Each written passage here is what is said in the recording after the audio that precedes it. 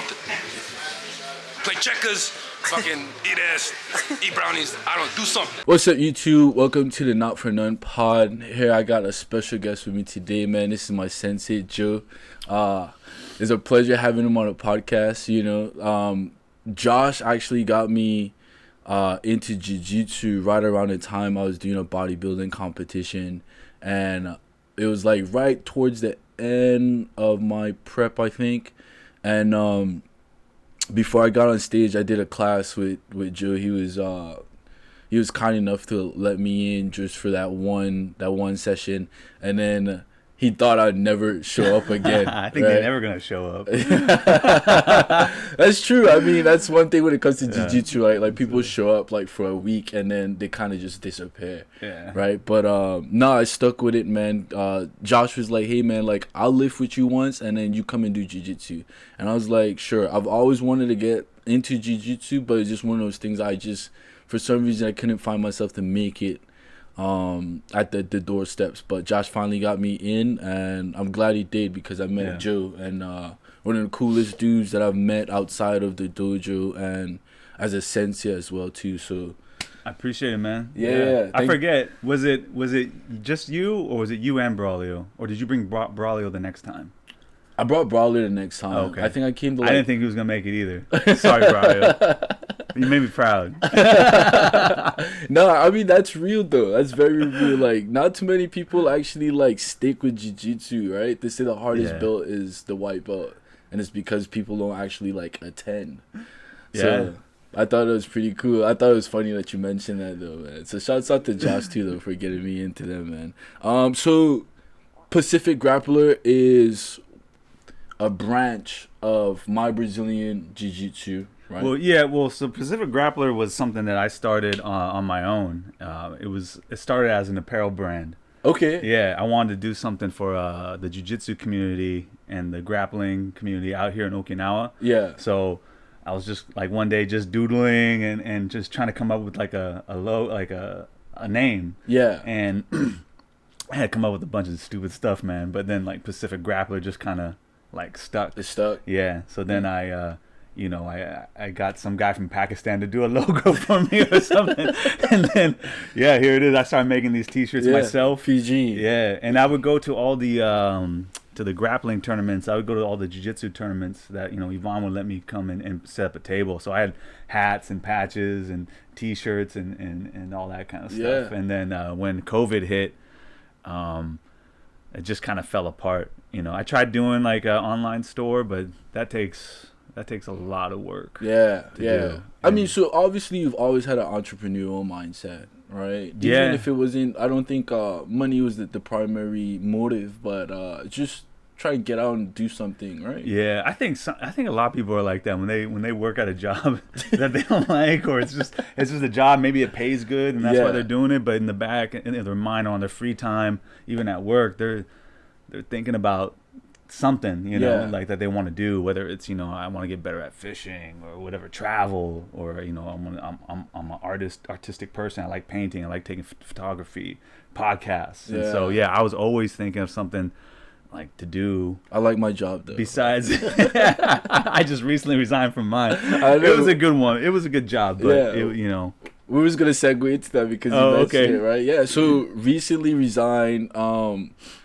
You did time in the military, did time as a government employee, and now you own your own dojo. Like, what's that journey like? And like, was this the dream, or just something that you that fell into your lap? It was kind of fell into my lap, so it was never like a dream or anything like that. When I was a kid, I wanted to be an actor, I wanted to be on TV, and all that. I wanted to be a comedian at one point, It was all cool. Yeah, but your dreams kind of die after a while, Kids don't listen to this guy. Yeah, you go through like high school, back when I went through like school, like no one ever told you that, hey, there's other avenues and how do you get there, right? Yeah. Back then it was just like you have to go to college, you got to study for your SATs, and all that, and I didn't do good on my SATs.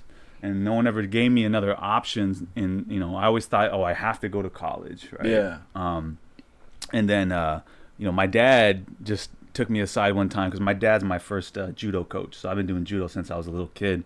and he said, you know, you don't have to go to college. Once you take time to go travel, you know, you like doing judo. Why don't you go to Japan and train? Because my dad had first learned judo at the Kodokan, which is the birthplace of judo. He started like when he was like 23, 22 maybe. Yeah, cool, man. And so, yeah, he had all these connections back in Japan. And so, I did that. I trained for a while. I came back home after about 6 months, got into trouble, joined the Marine Corps. And the Marine Corps was like a free ticket back to Japan. So I've been in Okinawa for like 20-something years. And I always thought to myself, every time like I had a job on base and all that, I was like, man, I had this feeling like I'm not supposed to be here. Yeah. Like I have no joy. Like, what am I doing? I would always ask myself, what am I doing here? You know, whether it was like some sort of meeting every Monday in the conference room, I'm just sitting there. I'm like, why am I here? You know? But yeah, I mean, I mean, it's this whole explanation. Like, my dad told me one time, because my dad's an educator. He teaches Japanese, or he used to. He just retired a couple years ago, but he's a school teacher. Yeah. And he always said, good teachers stay in the classroom.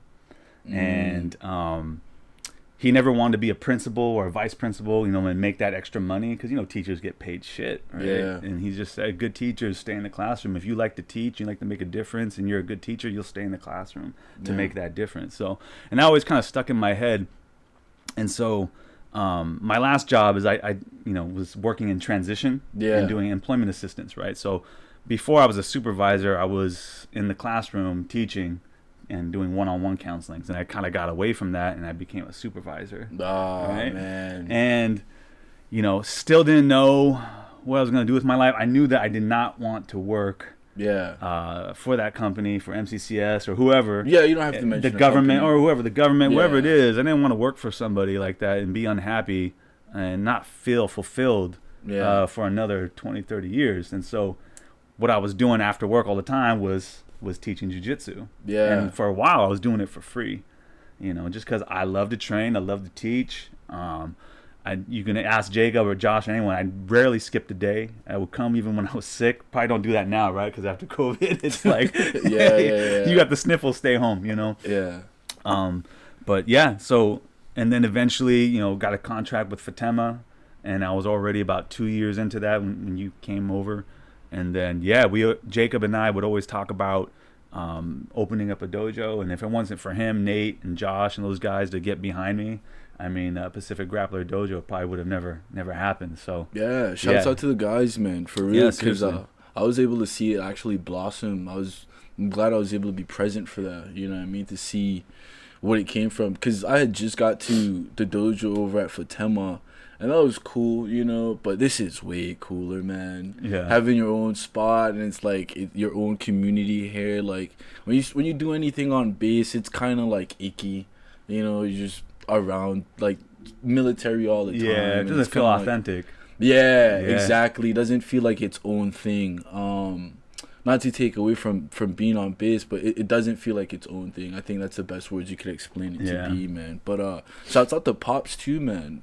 Pop scene is pretty dope. So you start off as judo, right? I do wanna point out that this motherfucker brought Starbucks for himself. I did. I'm a selfish motherfucker, dude.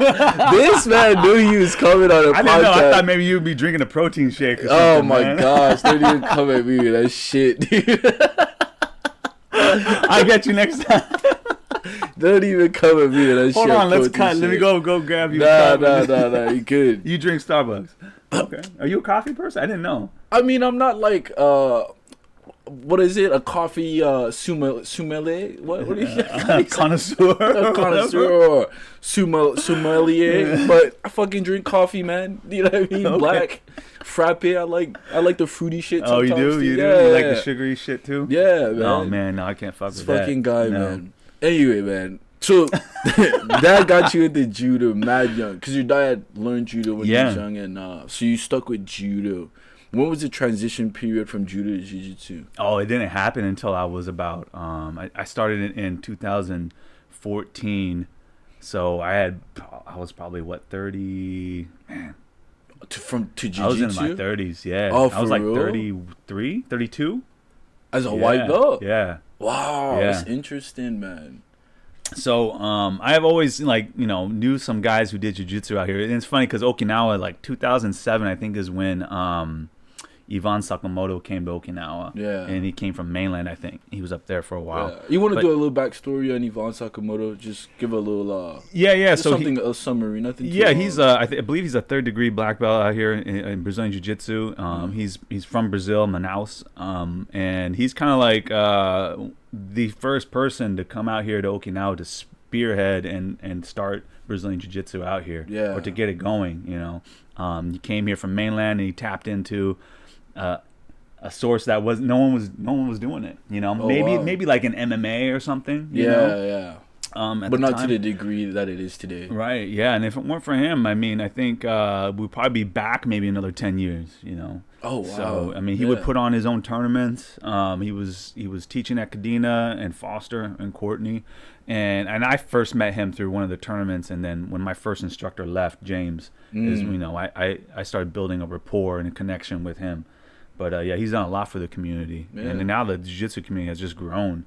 And I think it's other people too, because you have Palestra and that instructor, that sensei, did like MMA in Japan, but he was also a black belt in jiu-jitsu, so he's kind of helped out. And there's other people like Flavio as well. Okay, but he was probably one of the main guys to really get it going out here. Yeah, so shouts out to Ivan Sakamoto, because without him, I probably would have been doing jiu-jitsu today. Yeah, technically, right? Man, damn, 31, 32. Yeah, as a white so belt, I always knew about that there was jiu-jitsu out here. Yeah, and yeah, I used to think like, oh man, that's crap. That's kind of how I feel about judo. You being being biased and stuff, right? Because I was always doing judo, and Brazilian jiu-jitsu did come from judo. Yeah. And but yeah, I noticed that one of my friends, Julio, who does judo and he does jiu-jitsu as well. Oh, purple belt Julio? Yeah. And Adam, shit. Adam too. You know Adam? Do you know Adam? He's been to a couple of the no-gi sessions, but he's a brown belt. But he was a purple belt when I started. Oh, wow. And I knew him before that. He did judo as well. You surpassed all the guys? Yeah, I was ragdolling Adam when he was a white belt in judo, and then one day I knew he was doing jiu-jitsu. He started off with Yvonne, then he went to James, and I noticed like his newaza, his groundwork in judo, right, was getting much better. Oh, is that what they call groundwork? Yeah, it's newaza. Newaza. Okay. Yeah, tachiwaza is stand up. Okay. Yeah. And he had passed me. He put me in an omoplata, and I was like, "What the fuck's going on?" And so I knew he was doing that. And then Julio, like his newaza ground game started changing and was getting stronger. And I was like, "Man, what's going on?" Like, you training? You train jiu-jitsu, man? And Julio said, "Yeah, I'm over at with James." And James was from New Zealand. Yeah. And he was like one of the I think maybe the only gaijin at the time that was teaching jiu-jitsu. Oh wow. And he was down the road from the university over there in Nakagusku. And so that was like in November, December. And I said, okay, January of 2014, I was like, okay, I'm gonna join my first class and see what it's like.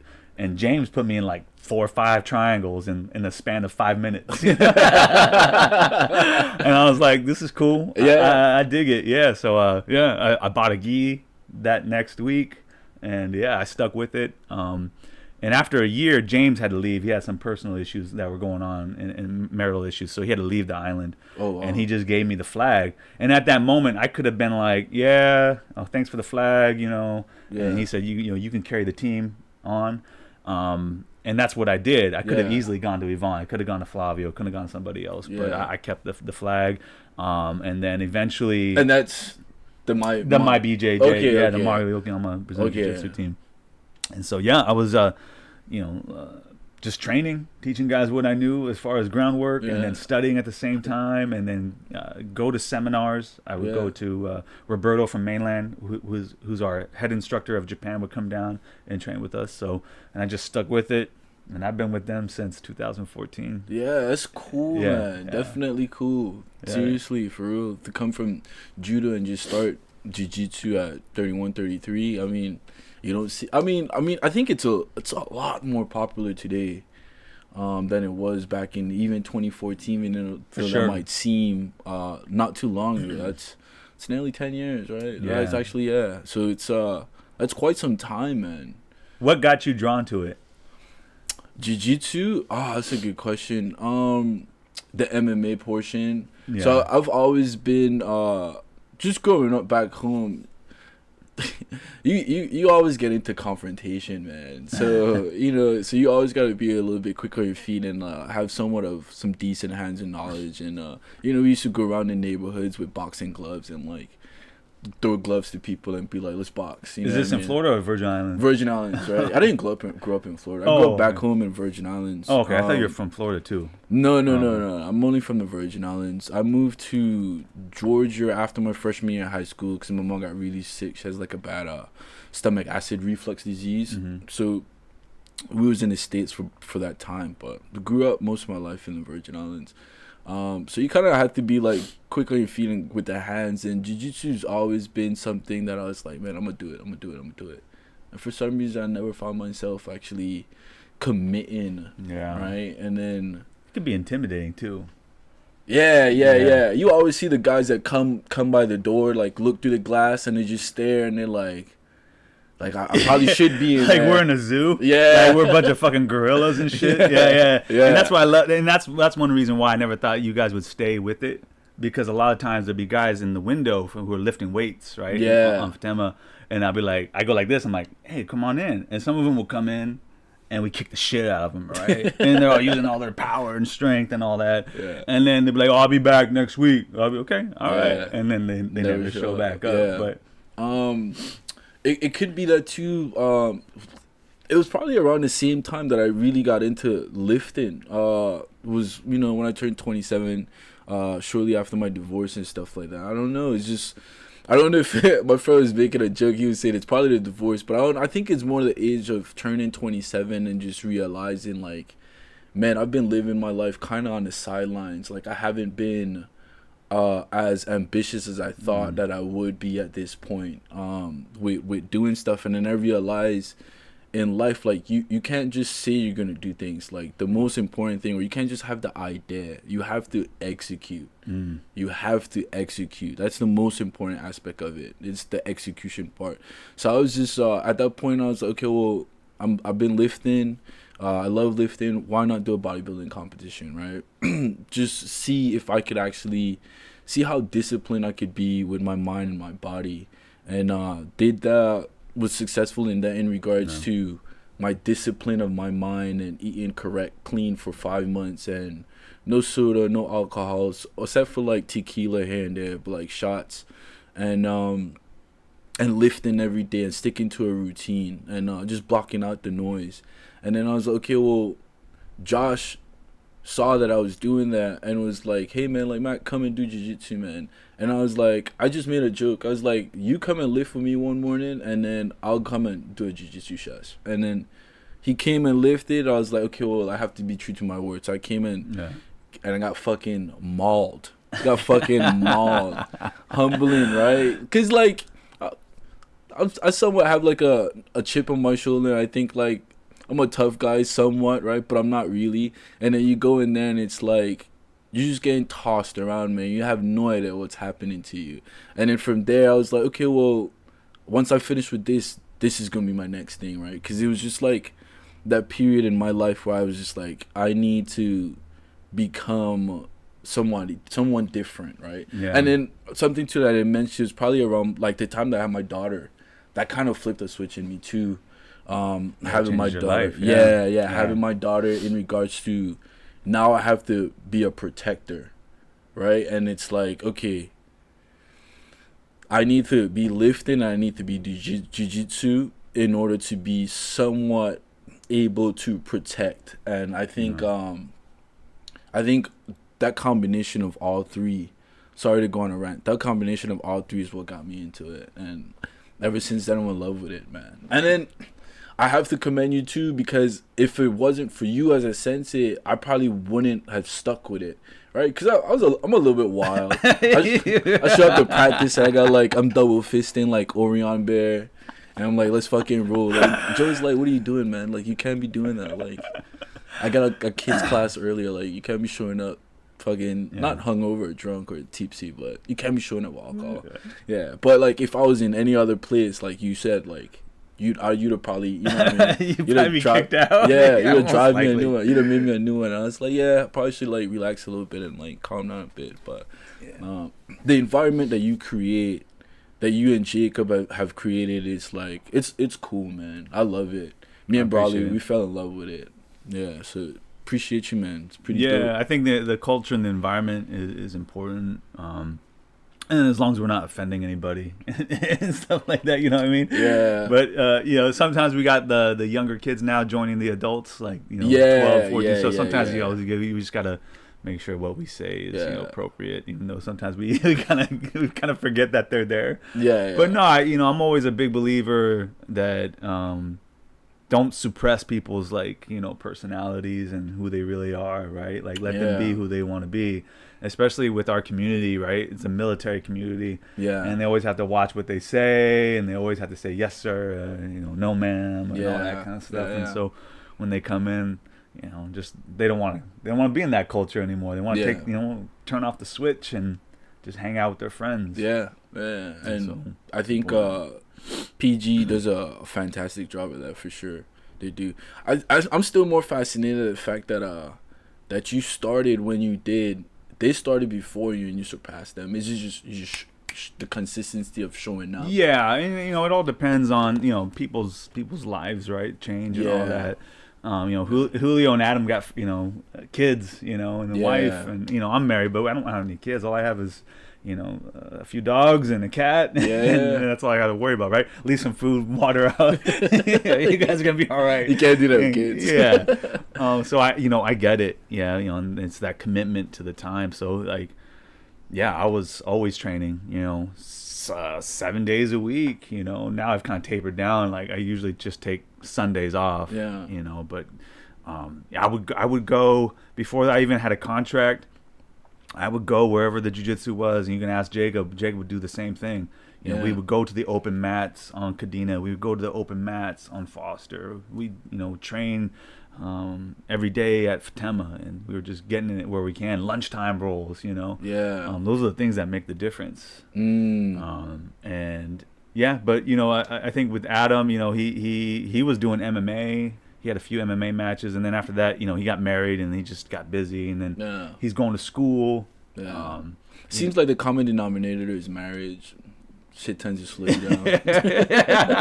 It can. Unless you got a champion in your corner, you know, you got But mostly the wives are like, no, you've been working hard, you can relax, you take a day off. It's like, that's not the wife you want. Yeah, that's not the wife you want. No, I'm lucky. I got a wife who understands and lets me do everything I want. Yeah, that's the best. As long as she knows I'm gonna make time for her. Yeah. You know? Finding that balance, right? Yeah, and she doesn't have to ask for it. She knows that I'm gonna like, hey, Saturday nights, that's us. We're gonna go out every Saturday night. Yeah.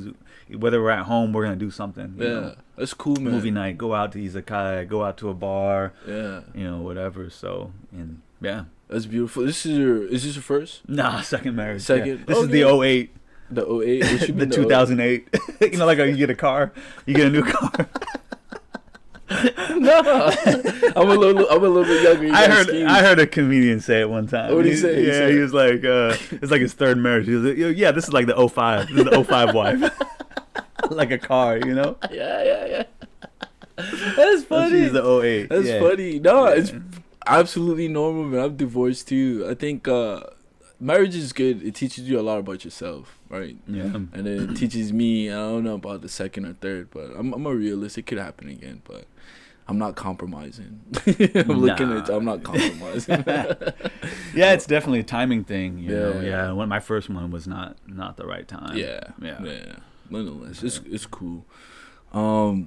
Man, so judo, jiu-jitsu, and then I don't think you mentioned your lineage. You're mixed with Japanese, right? I don't know, is that appropriate to say mix? Yeah, mixed with Japanese. Yeah, actually, I'm a half breed. That's hafu. Half breed. Yeah. So out here in Japan, they call people that are mixed hafus, but you normally see it with like black and Asian or white and Asian. They consider them hafus, so they don't consider you They don't necessarily like you're Japanese. They're like, oh, you're half. Yeah. Or basically, I'm a gaijin, right? I'm not an American unless I'm really good at tennis or basketball. Then they'll take you in. Yeah. They could see you full. Oh yeah, you're in the news all the time. Oh, that's funny. Like Hachimura. Oh, and like that other Naomi. girl. Yeah. That's funny. Then you one of us. Yeah. And it could be insulting to some Japanese people that you meet, you know, so you don't want to just go around and be like, oh, you have to. You don't want to do that because some of them could take offense to it. But yeah, my mom's from Sasebo. Okay. Yeah, my parents met in Tokyo. Okay, cool. Yeah. And then, but you spent time in the States. Yeah, right? actually, I was born in Sasebo, but I grew up, you know, my whole childhood was in Washington State. Yeah. Okay. Washington. That's. And then you joined the military and you found your way back into Oki. Yeah. And then you stuck with it. Yeah, I was in North Carolina going to admin school in the Marine Corps, right? Admin school. Yeah. The best MOS ever. Yeah. And it was either like stay in North Carolina or you can go to Okinawa.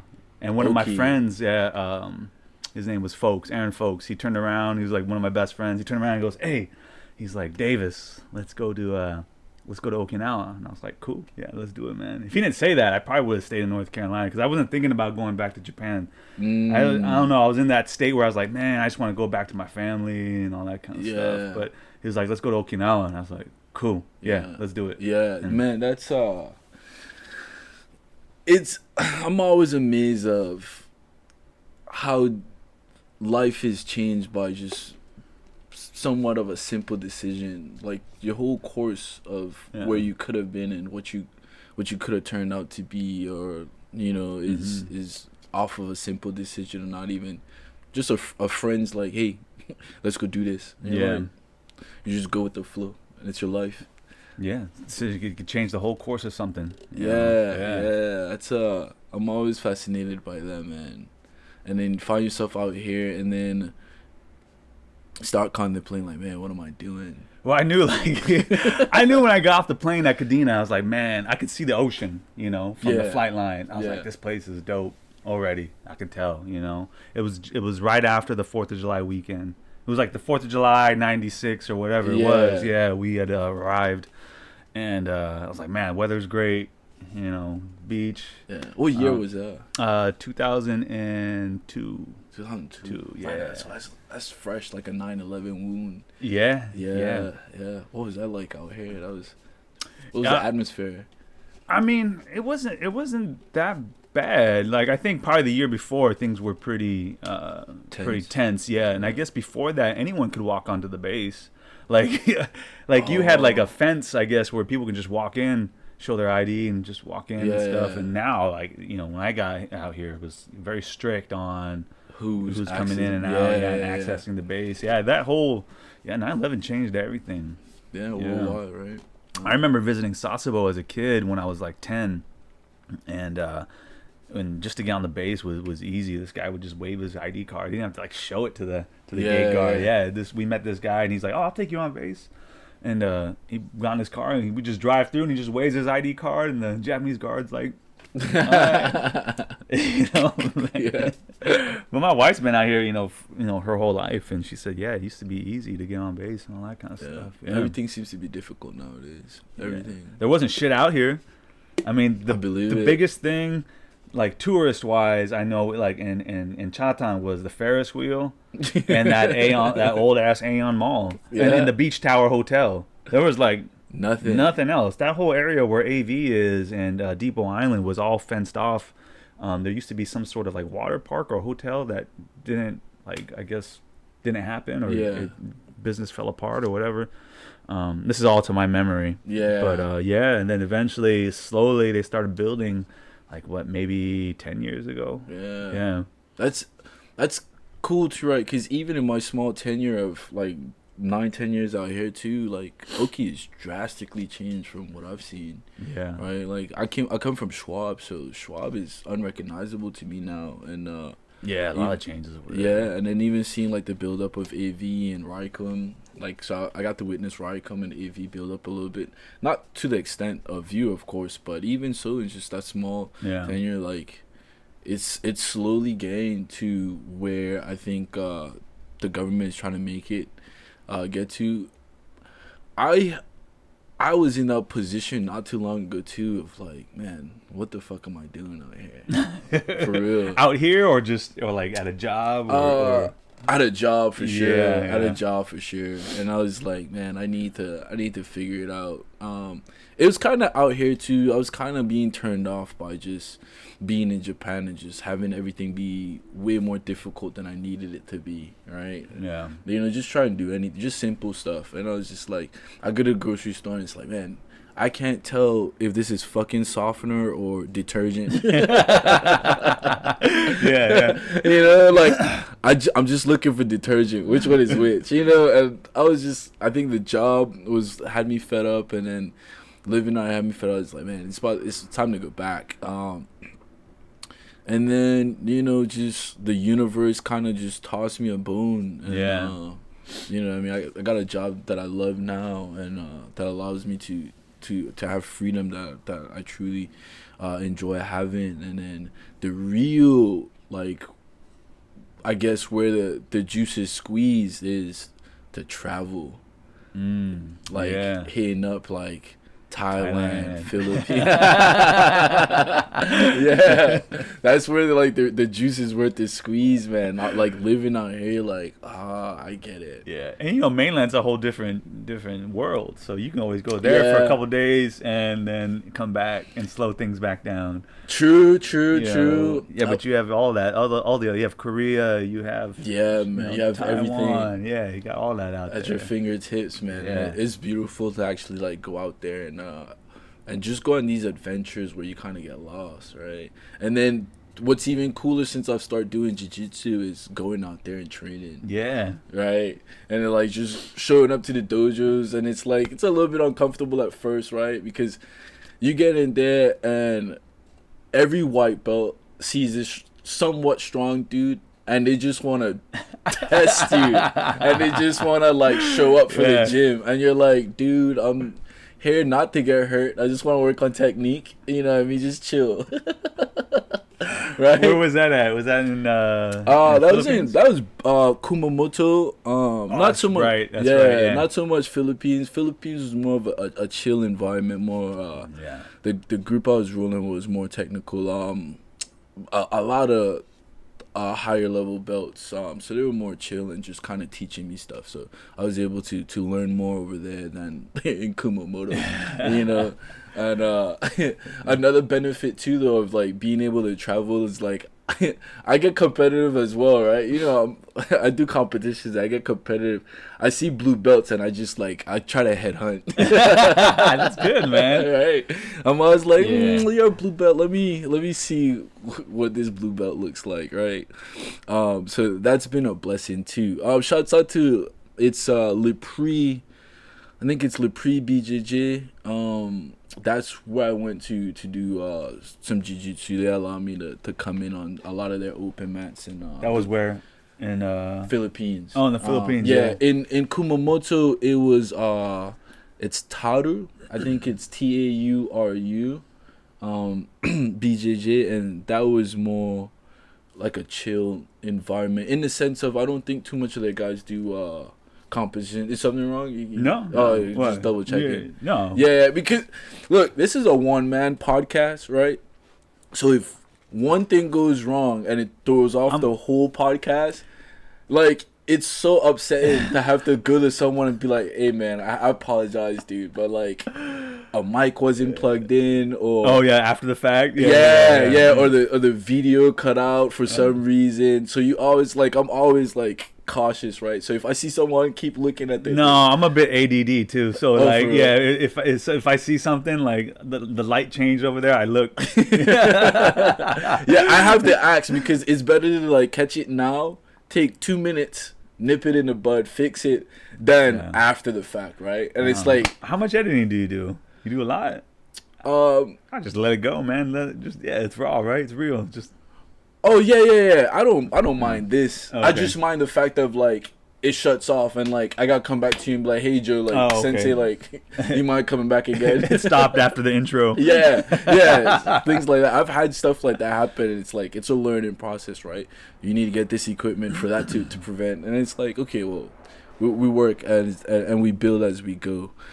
So Pacific Grappler, the shirt says 2015. The dojo. When was the dojo established? I don't remember. Yeah, December of 2022. Okay. Yeah, so 6 months ago, actually. Yeah. Okay. Yeah. Right. So we're coming up on an anniversary. You're doing like a 1 year anniversary of like. The we should, huh? Yeah. The only problem is that it's during like the holidays, you know.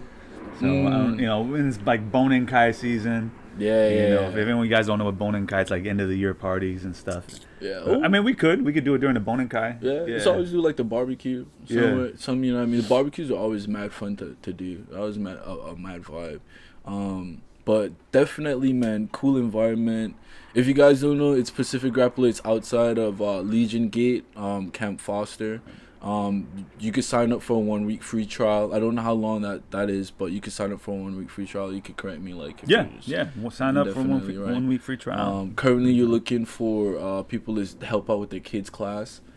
Yeah, we were just asking, you know, the students that are there now, like, hey, you know, that's one way, a great way to learn not just how to teach, but to really focus on the techniques and like why do we move in this certain way? Yeah. Why am I grabbing my ankle? Why am I grabbing the gi this way? Yeah. And so when you start teaching it to a child, you know, it can actually really up your game. Yeah. I wholeheartedly. So I was telling them like, hey, you guys want to come out and help? And you know, it's nice because we're starting to get more kids now, and you kind of want to have more eyes on the mat, you know, making sure that some little kid's not strangling someone to death, you know.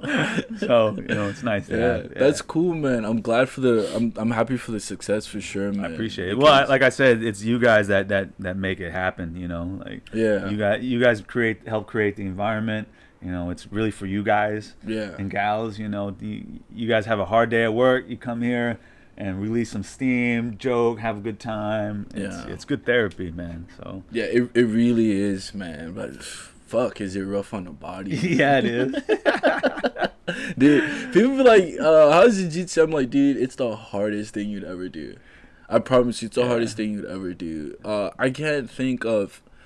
except for like if you're probably like doing like triathlons and like other types of things, right? But even so, those are I don't feel like you could quite compare it as on a sports activity level, because jiu-jitsu is full body, and if you're doing it 4 or 5 times a week for an hour and a half every day, you know, getting strangled, joints and ligaments getting pulled on. Like that wears on you mentally, man. It's mental. It's a mental warfare within yourself. You know. Imagine like, you know, you're being held down. You can't even escape. You can't even get up, and you got someone's forearm in your neck, and they're dripping sweat in your eye and your mouth. And you're like dead tired. Yeah. Right? Yeah. That was me last night. Dead tired. Very, very. You on top of me, I'm like... You talk about intimate, you know. Yeah. It's very intimate. Yeah. That's why you always see those memes about like, my husband says he does jiu-jitsu. Yeah. But really he just rolls around with a bunch of guys. Yeah. It wasn't like a comedian. Like female comedian. Talking shit. Yeah. That was funny. He's a brown belt. I don't know how long he's gonna be a brown belt. Like, he's a brown belt. You know, there's that sale on Amazon right now for the blacks. Yeah. Yeah, it's funny, man. It's mad intimate. And I always tell people, like, if people ask me, like, hey, man, like I like to do it, I'm like, it's, especially when it comes to women, right? So I've been talking to some women, like, some women are like, yeah, dude, I'm interested. I'm like, you're probably interested, but once you actually get on a mat and realize how intimate this is, like, it could be a turn off, right? Just because of like the positions your body are placed in and stuff like that. You really have to be comfortable in the environment. I think PG does a good job of that. We have a couple women. I need to have one on the podcast too. Just you talk should. About, right, get Natalie or I haven't seen the other girl. Her name escapes me now. But get one of them. Yeah. Right. Or even the young one, right? Whose dad I think it's Piper. Yeah. She loves it, man. Yeah, dude, I love seeing her and her brother Jace. Yeah. Jace, right? Jace, yeah. And shouts out to that dad, man. He's cool as crap. He has Ronnie. all like 3-4 his kids doing jiu-jitsu. Yeah. You know what I mean? And sometimes like first couple times I didn't realize he had so many kids like showing up doing jiu-jitsu. I started teaching him like, hey man, like you could come on the mats too. You know what I mean? Just come on the mats. But he's like, nah, man, that's not for me. That's for them.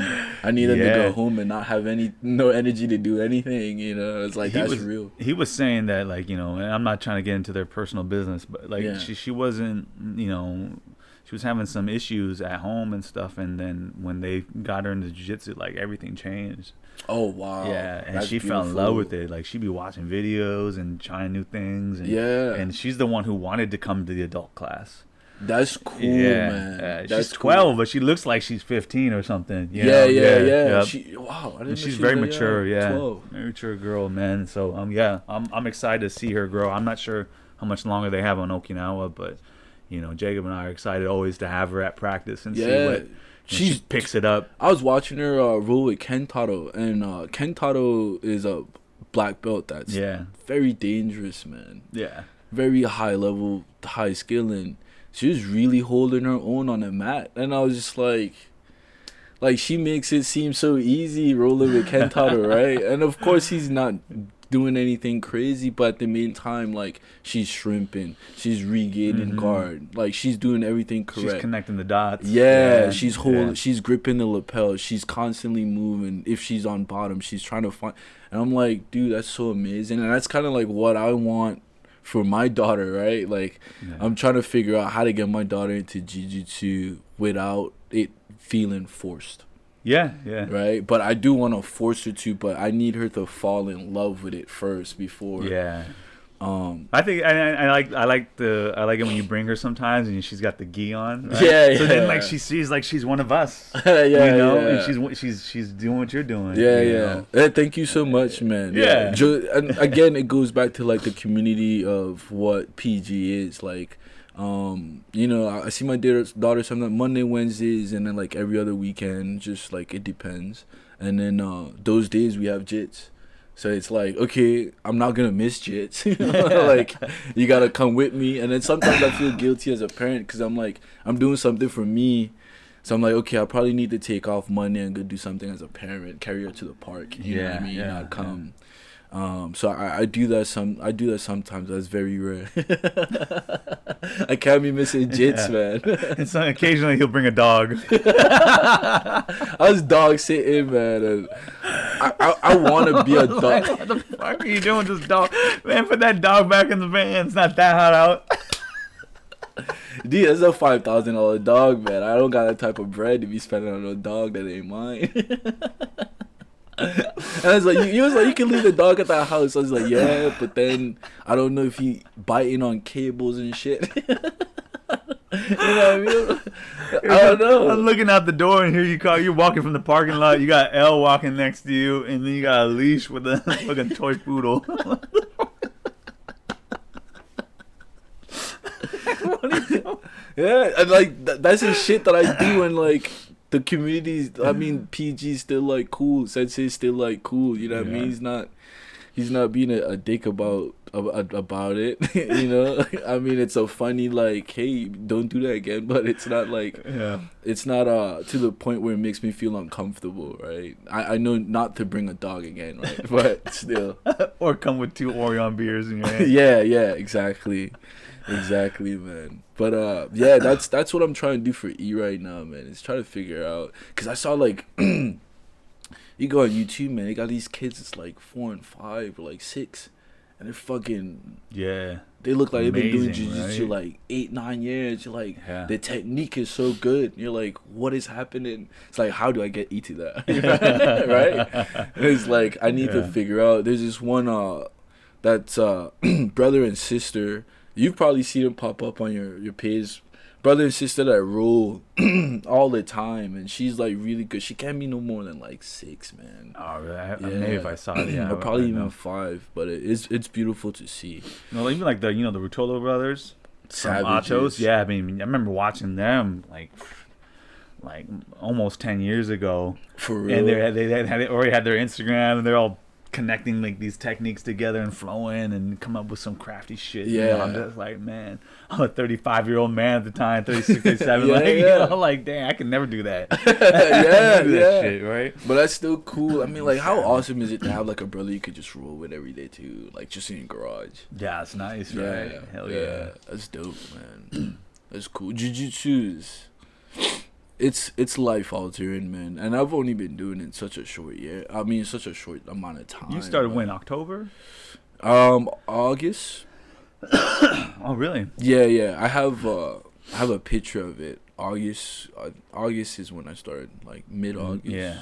Right? Yeah, and I remember you said like, after the Far East tournament, you were gonna. Far East was July. Yeah. I remember you told me, you said, I asked you, I said, so when's the next bodybuilding competition? You go, no, that was it. Yeah. You're like, no, I'm just going to focus on jits. I was like, hell yeah. Dude. Hell Yeah. I got excited. I'm like, hell yeah. Just being a weapon, man. That's my only goal right now. Just don't quit when you get your blue belt. Don't be like, nah, I got my blue belt. I'm good. No, I don't On the golf. What the fuck? Yeah, we're lacking some upper belts at the dojo, man. Yeah. Yeah. That's what I'm excited about, like you and Braulio, a couple other guys, right? Just, Yeah. you know, because I know you guys are going to stick with it. Yeah, and we're out here for a good amount of time. To like me indefinitely, right? Braulio, he has still 3 years, and then I really wish Adi was out here a little bit longer too. Yeah. Man. Oh man, did he start? He started like a month or two after me. Yeah. Yeah. But man, I know. I saw him tapping one of the blue belts like 3 times with the same technique. He was bow and arrowing the shit out of that guy. Adi's a definition of fuck around and find out. Yeah. Right? He's another guy. I didn't think he was gonna stick around either. Yeah, you know? yeah. He's like, no, I want to learn this jiu-jitsu stuff, grappling. I'm like, okay, yeah. Yeah. And he got a gi. I'm like, okay, bought a gi. Okay. Yeah. But, yeah. Your impression of Adi is funny as fuck. But yeah, he's Yo, good, for man. y'all that don't know, man, Adi is African, and but my man's, he eats his fufu and rice, bro. Adi, he don't look like he work out a day, but in the sense of genetics, you know what I mean? Yeah. Like if he worked out, he'd be way bigger than what he is, but he's a strong African He fufu looks and like rice. a statue, man. Like, Yeah. it's just like chiseled. man. Forearms big, hands big. I hate rolling with him. And then the worst part is too, he don't come off the mat. He don't come off the mat, bro. He's always rolling. He doesn't get tired. And like I gas out mad quick, and I'm trying to figure out how I could be better. And of course you just gotta stay on the mat and keep going. But Yeah, you just gotta keep going. If you get tabbed, you get tabbed. You're tired, whatever. yeah, you know, just keep going, right? Because then you force yourself to just use technique. All right. Yeah. You force yourself to survive and get out of bad situations. Yeah, Right? yeah. But Adi's the epitome of fuck around and find out for a white belt. Yeah. He's dope. I love him. I love man. him too. Yeah. I love him. I don't know how much longer he has, but gosh, I wish he could stay too. Yeah. And see, that's the part that sucks about out here, man. It's just the constant rotation. Rotation of people, man. Constantly having to meet people, and they leave, and then you meet new people. It's like that for me is mad exhausting. It's a man. pro and it's a con, you know. It's a gift at the same time, because then you always have that connection with somebody, and now with social media you can always stay connected. So you know, if they're back somewhere in the States and you happen to be going there, you can always link up with them. Yeah, and true. they're always going to be the ones too that say, hey, oh, you're going to Okinawa, go see Joe, or go see Matt, go to PG. Facts. Yeah. Right? Yeah. You know, it's a blessing in disguise, but it sucks at the same time, because you know, Yeah. we want to keep those members, we want to keep those people there that we enjoy rolling with. Yeah. And I'm sensitive in that sense too. Like when I meet great people, like I just kind of want them to stick around. I don't want them to go anywhere.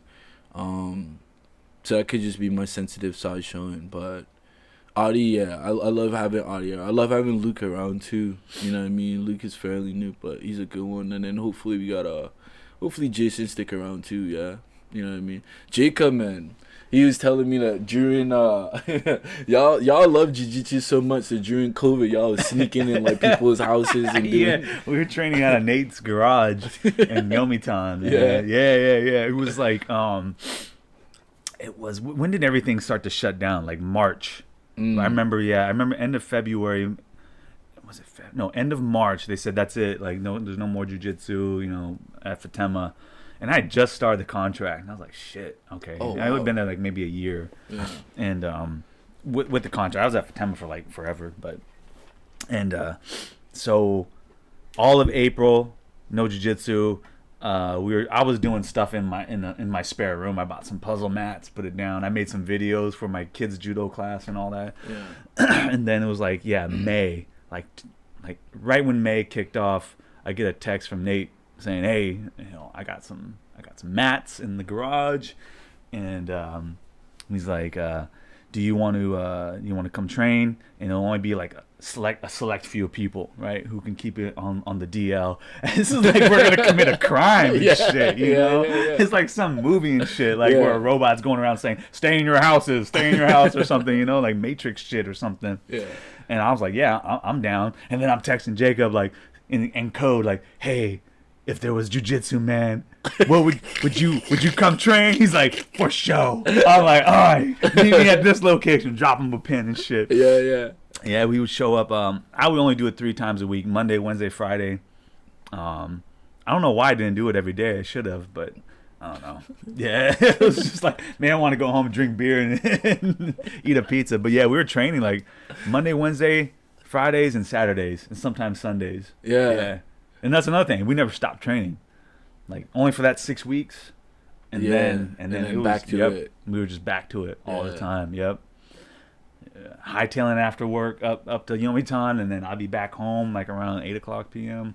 It's commitment, man. Yeah. I try. Yeah. See, that's why I don't make excuses. I show up, man, because it's like, if you really want to get somewhere, you gotta execute. Yeah. You gotta show up. Yeah, and that's something like people don't have a perception of reality of like how much time and effort goes into it to actually progress, right? And the guys are like, "I don't get it, man." I'm like, "Yeah, you only been here for 6 practices, man." Yeah. Dude, this dude was talking to me and I was on a mat, and I didn't want to be rude to him, you know what I mean? But I was mad tired last night. And he was talking about, like, not getting a technique. And I was like, "Bro, I've only seen you, like, twice." Did you say that to him? No, I wanted to. Oh, yeah. Right? But I didn't want to be that, like, dude that's a dick. You know what I mean? Yeah. But that's what I was thinking in my head. I'm like, dude, I'm still figuring out. Like, you don't not stop learning. Like, you constantly learn, right? And then you always have these, like, bold moments of, like, this is how I need to be. This is how my weight distribution needs to be. This is how my posture needs to be. Like, that's gonna keep coming, but you have to show up. And that's what I was telling him. I was like, "Bro, just don't worry about it. Just show up. Just show up." Yeah. That's all you gotta do. Just show up. I think things like the Marine Corps, like the MCMAT program, like it gives like a false, what do you call it? Reality, right? False perception. Perception, right? Because they're like, "Show me a counter to the straight punch," right? And they're like, "Step out of the way, block," right? And like, you pass. Okay, show me, right? That's fucked, right? Show me this, right? Like, okay. Yeah, right? It's like, no, because that was a big map fish right there. That's funny. Oh, yeah, okay. Yeah. Right. So that's not how it really is. Yeah. You know? And like, even though Kentaro and I or Jacob, we're demonstrating a technique, I'm only showing you 5 steps. 3 steps, maybe, right? In reality, there's like 20 steps, right? You gotta turn your wrist this way. You gotta move your hips in this direction. You gotta change the angle here. You gotta put more pressure. You gotta kind of feel it, right? There's all these little small micro transitions, right? And stuff. Yeah, adjustments. And that's what I'm talking about too, where it's like those light bulb moments of when you're actually rolling that you have is those micro adjustments, right? Because you start to feel a difference of the technique when you're actually rolling with people like, this is how I need to like switch my hips, and this is how I need the posture, and it's like, you're not gonna get it off of not even fucking 6 months, man. Yeah. I feel like sometimes it's easier to tap a color belt than it is a white belt, because sometimes you guys are just like Oh yeah, And it's like this is not how you're gonna really do jiu-jitsu, right? This is not how you move. You don't just like flex and just stay in this position, right? Yeah. So I always feel like the more that you know in jiu-jitsu, it's gonna be a lot easier for me to tap you. Or it makes the game more fun. Like Kantaro and I, we were just going like straight 5 minutes, boom, boom, boom, boom, boom. Yeah, just one technique to the other, one technique to the other. Right? Yeah. It wasn't just we weren't staying in one position. Yeah, it's that flow state. Yeah, and I noticed that too. It's a chess match. Yeah. It very much is, man, and I think that's why like people fall in love with it because of the complexity of it, man. Yeah, you be at home or at work, like behind the computer or whatever, and you're like, how the fuck did he do that? I'm gonna get on YouTube or something. You're right? I'm gonna see how to defend this or whatever. I'm gonna get this motherfucker next time, right? You try out some Instagram reel moves that you've seen on Instagram. You're like, I'm gonna test this shit out. Who I could test this out on? I can't test it on Adi, man. Man, I forget. Someone ankle locked me, and I was like, all right, yeah, I was like, you got it, man. Yeah. But then after practice, I was like, I'll see you on Wednesday, man. And that whole time, I'm like, I'm going to get that motherfucker. And Wednesday comes around, I'm like, I've been thinking about this for 48 hours. You ready to go? They're like, damn, shit. That reminded me too, right? I texted you on some wild shit one time. I forgot. I don't think I was tipsy or anything. I forgot what it was. You said, what's up, bitch? What's up, pussy? Yeah. I was like, I texted you. I said, is this the wrong chat? You're like, nah. You know what it was? I had just started to feel like I was learning jiu-jitsu. Let me see if I can find it. Yeah. I had just started to feel like I felt like I was probably like 6 months in, 7 months in. I don't remember, right? It's around that probably 6 or 7 month mark, and I'm like, I'm starting to get it, right? So one night after practice, I think I had tap an upper belt, and I was just, I was cocky. I was feeling myself, and then I was at work randomly, and I was just like, man, I'm gonna see what's up with the black belt. I'm gonna see what's up with Sensei. So I texted him. I was like, what's up, pussy? I was like, meet me here at 18:30 tomorrow. And I sent him a pin, and it's the fucking pin to the dojo. All right, so here we go. Okay, so it was November 22nd of last year, 2022, and this is like we had our November was like a soft opening. Like we had just got done laying down the mats at the end of October. So this is like a month in, right? I get this text at 12:58 p.m. I must have been at work or something. Yeah, right? he was at work. Yeah, it says, "Pussy, I got 4 taps yesterday. If you want the smoke, meet me at PG Dojo tomorrow, 18:30 sharp." And I said the pin. And you dropped the pin. And then my response was, huh? And I put like the laughing emoji. Yeah. And you said, you read it right? I said, I'm so confused right now, LOL. I'm going to murder you tomorrow for the pictures and video promo. Yeah, because it's right where you said. Yeah. We had Kensei's brother come in to shoot a video. Yeah. Like a promo video, yeah. And then it went from that chat to the actual my BJJ chat. Yeah. Where everybody's like, dude, Mac, you just fucking signed your debt limits, right? So I show up. And he's like, no, you're rolling with me the entire night. That's right. It made it worse. I had a chick come in. Right, I brought a chick with me, and because I was introducing her to the dojo. That was the wrong time to bring her.